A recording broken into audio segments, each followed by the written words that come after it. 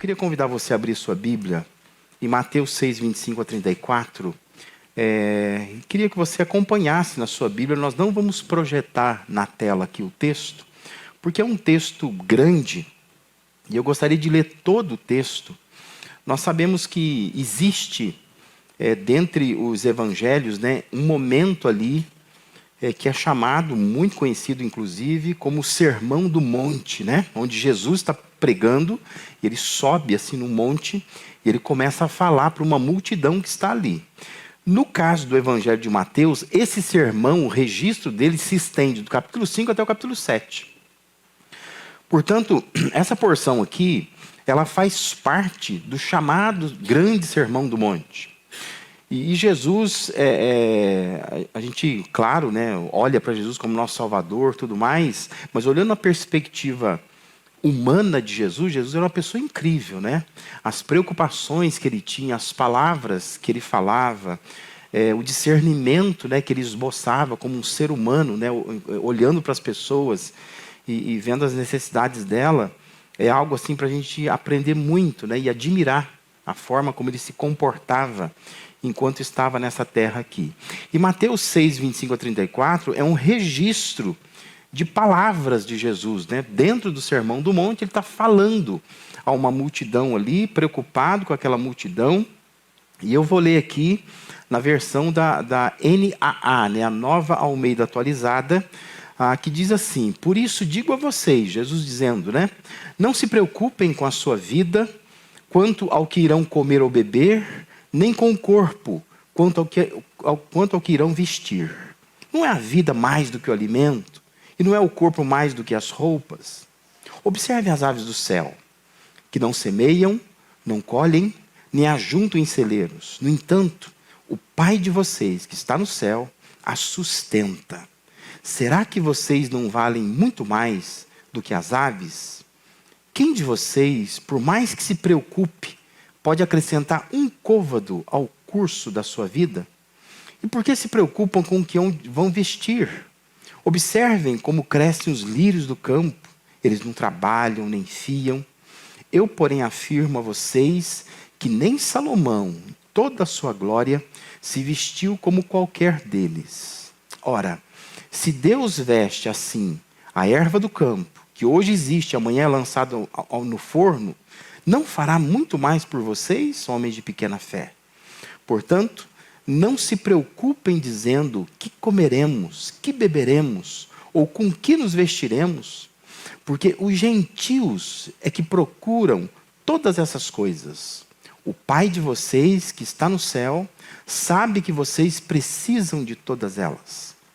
Mas busquem, em primeiro lugar, o reino de Deus e a sua justiça, e todas essas coisas lhes serão acrescentadas. Portanto, não se preocupem com o dia de amanhã, pois o amanhã trará os seus cuidados. Basta ao dia o seu próprio mal.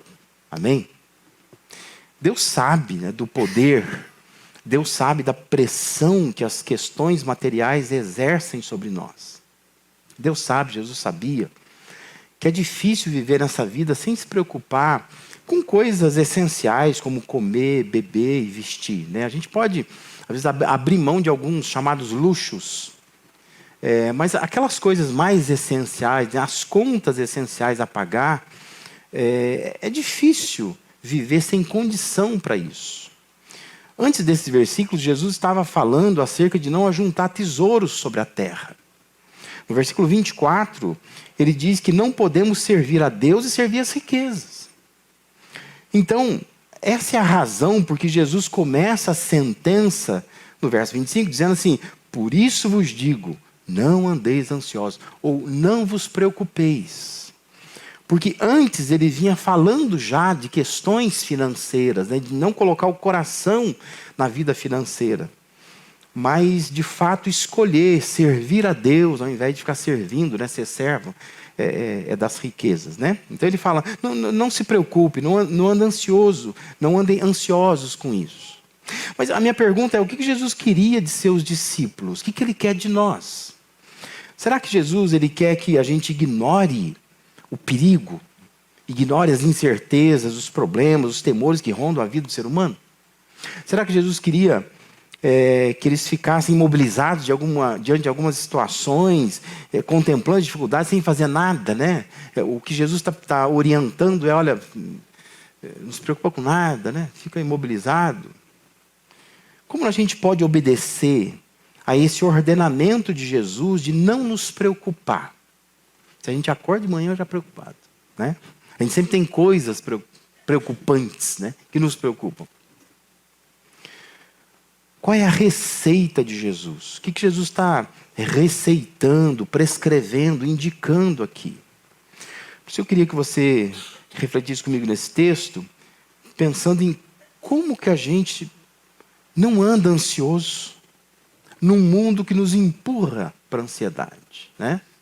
Nossa vida, ela nos empurra para isso, nos convida a uma vida agitada, ansiosa, né? Preocupada o tempo todo. Como que a gente pode não andar ansioso? A primeira resposta que está no texto é observando. Só isso, né? Olha que interessante, né? Versículo 26, também o verso 28, Jesus nos convida a observar. Claro que ele estava em céu aberto, né? Diz que ele estava num monte, numa montanha. É provável que Jesus tenha apontado com um dedo para alguma ave, que Jesus tenha apontado com um dedo para algum lírio que estava perto dele, dizendo assim, observa, observa, observa, né? Olha para isso. E talvez aquela multidão que ouvia Jesus poderia, naquele momento, observar mesmo, ficar olhando e pensando enquanto ele falava. Mas Jesus diz, observe as aves do céu, que não semeiam, não colhem, não ajuntam em celeiros. E está dizendo assim, o Pai cuida, sustenta essas aves. E ele diz assim, será que vocês não valem muito mais do que as aves? Verso 28 ele diz, e por que vocês se preocupam com o que vão vestir? Observe como crescem os lírios do campo. Eles não trabalham, nem fiam. Deus, ele é bondoso para com as aves. Deus é bondoso para com as plantas. O que Jesus quer é que nós observemos como Deus cuida de tudo que ele cria. Deus não é desleixado, relaxado. Deus não abandona a sua criação. Jesus queria que os discípulos e nós também refletíssemos que se nós somos criados por Deus, ele vai cuidar de nós. Que ele não vai abandonar. Assim como ele cuida de aves, cuida de plantas. E Jesus diz, olha, observa isso. E como resultado dessa observação, a gente passe a confiar no caráter bondoso de Deus. A gente veja como que Deus é bondoso. Presta atenção numa coisa, Deus, ele é intrinsecamente bondoso. Sabe o que significa isso? Significa que Deus, ele não só age com bondade, mas que Deus é a bondade, ele é bondoso. Não há nenhuma possibilidade de Deus agir com maldade. Sabia disso? Porque quando a gente olha para alguém que a gente admira, a gente diz assim, aquela pessoa é muito bondosa. Mas o pai, a mãe da gente, uma tia que a gente tem, né? Aquele velhinho que a gente admira, fala assim, que pessoa boa. Mas essa pessoa boa, em algum momento da vida, ela pode agir com maldade.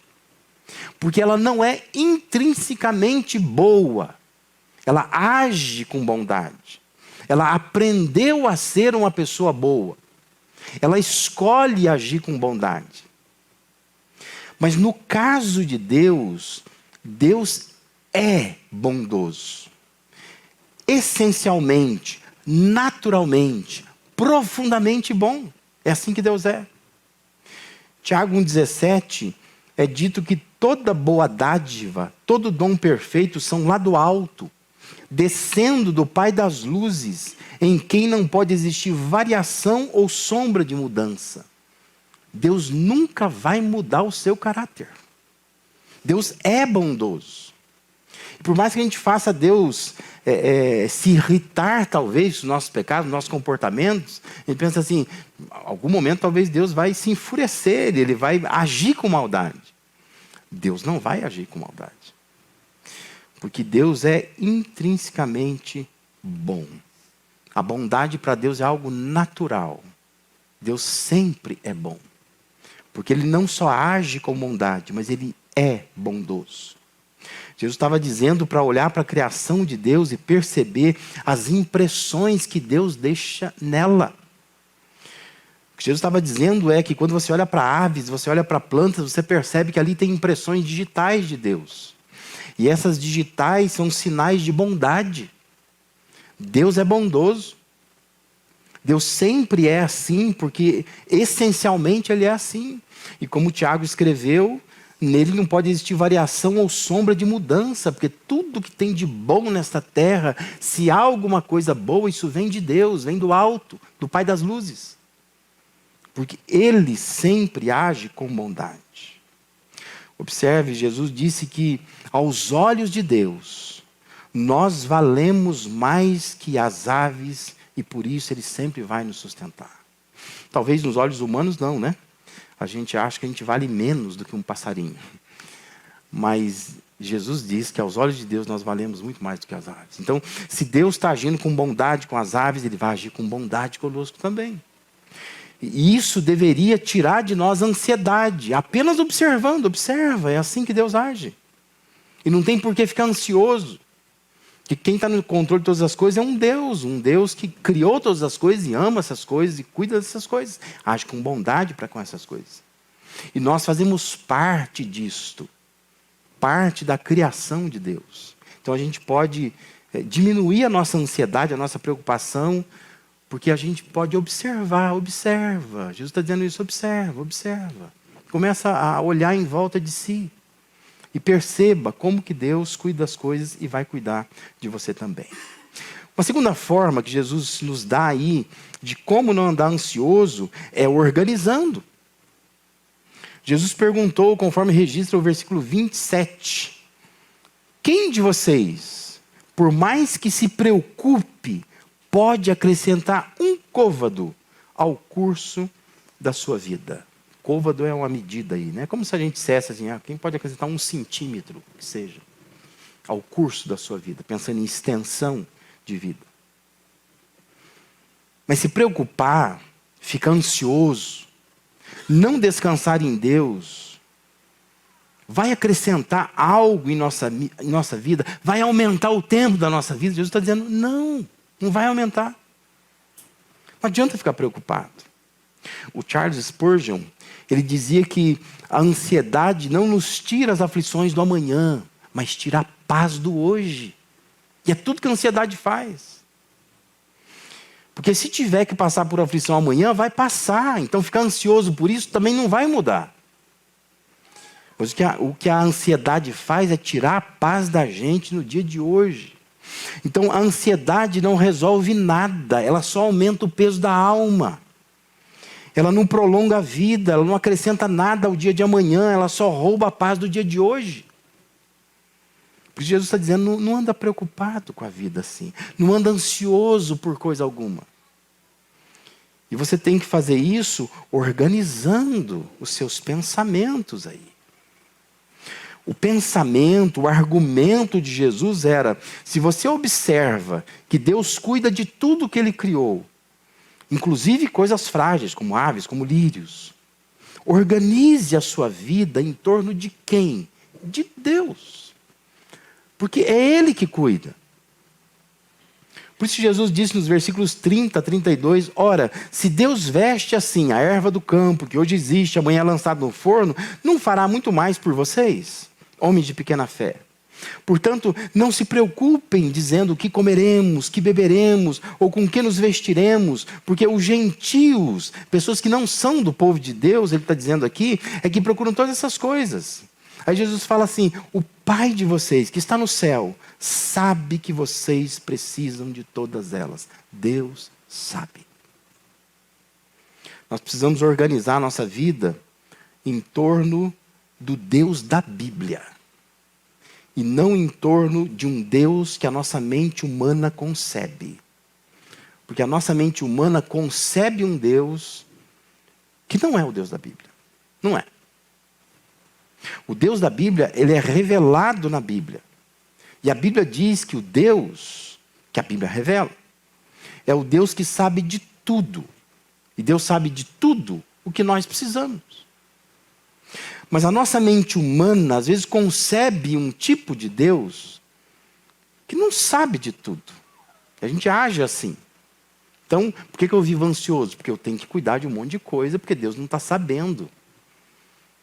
Dá a impressão que a minha vida é um carro que simplesmente não tem controle. Que a minha vida é um trem fora do trilho. Mas o Deus da Bíblia diz que tudo está sob o controle dele. Olhe para o que Jesus afirmou aí. Não é que quando você ora, é que Deus fica sabendo do que você precisa. Ele está dizendo que Deus já sabe do que você precisa. Entendeu? Ou seja, a minha oração, a sua oração, não tem um caráter de informar a Deus, mas de depender de Deus. O Salmo 139:4 diz que ainda a palavra não me chegou à língua, e tu, Senhor, já conhece toda. Esse é o Deus da Bíblia. Não precisa falar, você não precisa nem declarar, Deus já sabe o que você vai falar. Antes que você fale. E Jesus instruindo acerca da oração, lá em Mateus 6:8, ele diz assim: não vos assemelheis, pois, a eles, porque Deus, vosso Pai, sabe o que tendes necessidade antes que vocês peçam para Ele. Deus já sabe, antes que a gente peça. Não somos nós que avisamos para Deus quando as coisas não estão bem. A oração não é isso. Deus, queria te avisar que as coisas não estão bem, acho que o senhor não está sabendo. Deus já sabe. Antes da gente pedir. A oração, então, não é para informar Deus, mas é uma expressão de confiança, de dependência de Deus. A gente precisaria organizar a nossa vida em torno disso. A gente não organiza a nossa vida em torno disso. Nossa vida está organizada em torno das demandas que a vida tem. Eu tenho que dar conta disso aqui. Conta para pagar, filho que está doente, empresa que não vai bem, funcionário que está dando trabalho, precisa arrumar outro. E você vai organizando a sua vida em torno disso. Mas a sua vida não está em torno de um Deus que sabe de todas as coisas antes que a gente peça para Ele. Isso é muito diferente, porque Jesus está dizendo aqui, você precisa entender isto. Não se preocupar, entender quem é esse Deus da Bíblia. Porque nós pintamos um Deus com a nossa cara. Essa que é a verdade, né? Essa é a essência da idolatria. Nós queremos que Deus seja do jeito que o humano funciona, e Deus não é assim. É o Deus com a nossa carinha. Então, porque o teu pai te abandonou, você acha que Deus também vai abandonar. Você acha que porque a sua família não cuida bem de você, Deus também é assim. A gente vai pintando um Deus com a nossa experiência, mas esse não é o Deus da Bíblia. Você tem, às vezes, um patrão, por exemplo, que se você não mandar um memorando, se você não avisar muito antecipadamente, se você não fazer uma chantagem emocional, ele não é capaz de dar um aumentozinho sequer. Né? Você acha assim, Deus deve ser assim também. Mas o Deus da Bíblia não é assim. Por isso que a minha oração, a sua oração, deveria ser de chegar para Deus e dizer: Deus, eu sei que o Senhor já sabia que eu iria passar por isso. Agora, eu estou aqui porque eu confio que o Senhor também sabe a solução para isso. Porque Deus é bondoso. Eu preciso organizar minha vida em torno de um Deus bondoso. Um Deus que sabe de tudo antes que eu peça. Eu não preciso ficar preocupado com as coisas. Porque Ele já sabe. A gente precisaria admitir que Deus sabe muito mais do que nós. Por isso a gente deveria organizar toda a nossa vida em torno dessa onisciência de Deus. Deus sabe de todas as coisas. Deus sabe da sua vida mais do que você sabe. E a gente não aceita isso, porque a gente fica ansioso, preocupado. Não, porque eu tenho que cuidar, porque se eu não cuidar, quem é que vai cuidar? Deus, ué. Deus vai cuidar. Porque Deus sabe mais do que você. Ansiedade é fruto de pensamento desorganizado. E Jesus está aqui tentando nos ajudar a organizar os pensamentos, usando argumentos lógicos, recursos da lógica. Jesus estava dizendo, ele cuida de aves, de plantas que nem pedem. Então ele também vai cuidar dos que pedem, antes que peçam. Porque ele já sabe. Se Deus cuida de quem não pede, imagina de quem pede, então. Deus vai cuidar. A ansiedade é, no fundo, uma desconexão da imagem de Deus como Pai cuidador. Por isso, é preciso organizar a vida em torno de um Deus que cuida e nunca deixou de cuidar da sua criação. Precisamos organizar melhor a nossa vida, organizar o nosso pensamento. O pensamento desorganizado gera ansiedade, porque a gente não sabe como processar essas coisas. Mas Jesus está nos convidando a organizar o nosso pensamento em torno da onisciência de Deus. Tem um Deus que sabe. Às vezes você está desesperado porque amanhã você tem que resolver um problema. Mas entenda assim, Deus já sabe disso.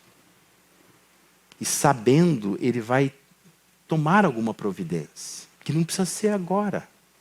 Não é amanhã que tem que resolver. No final do texto vai dizer isso, né? Basta cada dia o seu mal. Amanhã ele resolve. Não tem por que ficar ansioso hoje. Que a sua ansiedade não vai resolver nada de amanhã. Vai tirar só a sua paz de hoje. Descanse em Deus. E por fim, como não andar ansioso? Obedecendo. É uma outra forma. Se Deus é bom, se Deus é amoroso, se Deus é conhecedor das nossas necessidades, o que nos resta fazer? Qual é o nosso papel nisso tudo? Verso 33 e 34, Jesus fala assim, mas busquem, em primeiro lugar, o reino de Deus, a sua justiça, e todas essas coisas lhes serão acrescentadas. Portanto, não se preocupem com o dia de amanhã, pois o amanhã trará os seus cuidados. Basta ao dia o seu próprio mal. Presta atenção numa coisa. Nós não vencemos a ansiedade tentando controlar a ansiedade. Nós vencemos a ansiedade confiando que Deus cuida de tudo. Então não adianta tentar controlar a ansiedade. Jesus, ele não nos repreende por sentir ansiedade. Mas ele nos convida a viver livres dela, obedecendo à voz dele. Ele não está aqui dando uma bronca em todo mundo que é ansioso. Mas ele está dizendo, olha, não ande ansioso, não fique preocupado. Antes, busque a Deus. Busque o reino de Deus primeiro, a justiça de Deus primeiro. Ele está nos convidando a viver livres, obedecendo a Ele. Obedeça a orientação dele. Ansiedade tem sido considerada um excesso de futuro, né? Jesus disse que há algo a obedecer que pode ser uma vitória sobre a ansiedade. Buscar em primeiro lugar o reino de Deus, sua justiça, e assim viver cada dia sem se preocupar com o amanhã. Essa é a tarefa do dia. Ao invés de se preocupar com o amanhã. O que eu faço hoje? Busco a Deus, o reino de Deus, justiça de Deus. Para não viver ansioso com o amanhã. O Deus que cuidou até aqui vai continuar cuidando. Não tem por que se desgastar com preocupações. Avalie a sua vida. Eu tenho absoluta certeza que você já passou por situações de muita pressão, muita dificuldade, ficou ansioso, ficou preocupado, mas depois Deus foi lá e resolveu tudo. Aí você pensou assim, gastei tempo à toa, energia à toa, porque Deus tinha um propósito, uma solução. Só que você vivencia uma outra situação semelhante, você fica preocupado do mesmo jeito, ansioso do mesmo jeito, sabendo que Deus vai agir do mesmo jeito. E a pergunta é, por quê? Para quê? A gente deveria obedecer a Deus no que Deus está dizendo. Põe em primeiro lugar Deus, o reino de Deus. Pode se preocupar com as coisas. Deixa isso na mão de Deus. E Deus vai cuidar, porque Ele já cuidou. Ele vai cuidar de novo. Ele vai continuar cuidando. Ele não tem por que nos abandonar agora. A ansiedade é uma forma de gastarmos energia emocional com coisas que não temos poder para controlar. Você não tem como controlar. A ansiedade não vai ajudar. Só vai gastar energia com uma coisa que não tem o que fazer. O que você pode fazer? O que você pode fazer com uma doença que o médico diz que não sabe o que fazer? O que você pode fazer? Buscar Deus, né? Orar. Deus é quem muda diagnósticos, Deus é quem pode fazer milagres. Mas a gente fica ansioso com isso, não posso controlar, não tem como controlar. O que você pode fazer com um processo que está na justiça? Que você já pôs advogado, que o advogado está batalhando lá. O que você pode fazer? Ir na casa do juiz, conversar com ele, falar, e aí? Me ajuda aí? Não tem como fazer isso. O que você pode fazer é buscar o Deus que traz solução. Então obedece a Deus, põe Deus em primeiro lugar, organiza a sua vida assim. Jesus orienta a canalizar nossas energias para buscar a Deus em primeiro lugar. C.S. Lewis, ele escreveu que Deus quer que nos preocupemos menos com o futuro e mais com obedecê-lo no presente. Na verdade, a ansiedade é uma espécie de distração. Ela tira você do foco. O foco no presente é obedecer a Deus. E a ansiedade te faz se preocupar com o futuro, ao invés de obedecer a Deus agora. Você fica ansioso pelo futuro. A ansiedade acontece quando as prioridades estão fora do lugar, quando a vida não está bem organizada. Quando o que deveria ser acrescentado ou esperar Deus acrescentar se torna o procurado, o buscado. O coração vai entrar em colapso. Não sei se você entende o que o texto está dizendo aqui. O que Jesus quis dizer. Mas Jesus está dizendo é que Ele pode dar essas coisas para nós. E Ele está dizendo é que os gentios, pessoas que não servem a Deus, que não temem a Deus, é que ficam procurando essas coisas. Mas são coisas que não precisam ser procuradas.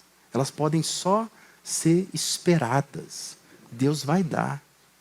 Deus não vai deixar você sem comida, sem vestimenta. Deus pode deixar você sem o Porsche que você sonha. Isso Ele pode deixar, né? Deus pode deixar sem aquela casa luxuosa que você está imaginando. Isso Ele pode deixar. Deus pode deixar você sem aquela conta bancária gorda, né? Volumosa. Isso Ele pode deixar. Mas o que Jesus está dizendo é comer, beber, vestir. Não precisa nem procurar isso. Porque isso não vai te faltar. Deus não vai deixar. Porque são coisas que Deus pode acrescentar. E não precisa procurar. São gentios que ficam procurando essas coisas. Ansiosos com essas coisas. Jesus está dizendo, não precisa. Seu coração vai entrar em colapso. Se você ficar que nem um doido procurando mais comida, mais roupa, mais bebida, não precisa procurar. São coisas que Jesus vai acrescentar. A ansiedade ela pode nos fazer carregar problemas que ainda não existem. Você acha que vai existir, pode ser que aconteça, mas não existe. Porque o seu coração entrou em colapso. E você fica carregando coisas que nem sabe se vai acontecer. Pode ser que nem aconteça. Pois a pessoa começa a ficar ansiosa, preocupada com aquilo, ao invés de obedecer a Deus. Às vezes ela para até de obedecer a Deus em algumas coisas. Porque ela começa então a achar que eu tenho que cuidar disso aí, porque já me anunciou lá na frente. O médico já falou uma coisa, o exame já está dizendo uma coisa, o patrão já falou que vai me dispensar daqui 30 dias. E aí você já começa a desobedecer a Deus em algumas coisas. Começa a ficar ansioso aqui e ali, tomar algumas providências. A ansiedade ela nos faz carregar problemas que ainda não existem. Pode ser que no dia 28 daqueles 30 que o patrão disse que ia te dispensar, ele diz assim, olha, vou voltar atrás, porque realmente eu preciso de você aqui. E pode mudar tudo. Então não espera chegar lá os 30 dias. Pode ser que o exame, como eu já vi tantas pessoas dizerem, Você vai no médico e vai dizer assim, não é nada disso que você está pensando. A interpretação é outra, a leitura é outra. E pode ser que o médico diz assim, faz um outro exame para confirmar, e na confirmação não dá nada daquilo que você está temendo. Mas a ansiedade nos faz carregar problemas que ainda não existem. E você desobedece a Deus, ficando ansioso, porque você está carregando uma coisa que nem existe ainda. Obedecer à ordem de buscar em primeiro lugar o reino de Deus pode ser o antídoto para vencer um estilo de vida ansioso. Eu tenho que obedecer coisas hoje. Não preciso ficar ansioso com as coisas de amanhã. Isso porque a ansiedade, ela vive no amanhã. Mas a ordem de obedecer a Deus, priorizando o seu reino, é para hoje. Assim como o cuidado de Deus ocorre no hoje. No hoje. Agostinho de Hipona tem uma oração dele que eu sugiro, que a gente faça nessa manhã. Agostinho, ele orou assim: fizeste-nos para ti, e nossas almas não encontrarão repouso, enquanto não descansarem, ó Deus, em ti. Deus nos fez para Ele. Nunca nós vamos encontrar descanso de fato, se a gente realmente não estiver repousados nele. Fomos feitos para Ele. Qualquer outra coisa que você está buscando para descansar a sua vida, não é Ele. E nunca isso nos descansa de fato. A gente só encontra descanso nele. Vamos só encontrar repouso se a gente descansar nele. Porque nós fomos feitos por Ele, para Ele, como nós lemos aqui. A ansiedade, ela domina quando nós tiramos os olhos de Deus. Mas a paz vem quando nós colocamos tudo nas mãos dele. Se a gente parar de olhar para Deus, a gente vai ficar ansioso. Mas se a gente colocar tudo nas mãos dele, a gente fica tranquilo, descansado. A gente consegue descansar de fato. Então, meu irmão, minha irmã, pensa como não andar ansioso num mundo que nos causa cada vez mais ansiedade. Em primeiro lugar, observando como Deus cuida de tudo. Observa, abre esse teu olho aí. Começa a olhar para as coisas. Deus está cuidando das coisas, da natureza. Deus está sustentando a vida. Deus também vai cuidar de você. Para com essa síndrome, de que ninguém me ama, ninguém me quer, ninguém olha para mim, só eu sofro, ninguém tem um problema do tamanho que eu tenho. Deus está olhando para você também. Observa o que Deus está fazendo. Organiza a sua vida em torno da bondade de Deus. Entenda, Deus é bondoso. Não é que Ele age com bondade só. Ele é bondoso. Essencialmente bom, intrinsecamente bom, naturalmente bom. Deus é bondoso. Você precisa organizar a sua vida em torno disso. Que a gente deixa de viver ansioso, obedecendo a ordem de colocar Deus em primeiro lugar. Porque a ansiedade tira isto. Deus não é o primeiro na sua vida. A preocupação se torna a coisa principal. E quando nós fazemos isso, estamos invertendo prioridades. Vamos orar por isso, pedir que Deus nos ajude a olhar para o hoje. E nesse dia de hoje, começar a observar, começar a organizar, começar a obedecer. Quando a gente faz isso, a ansiedade é para sair de nós.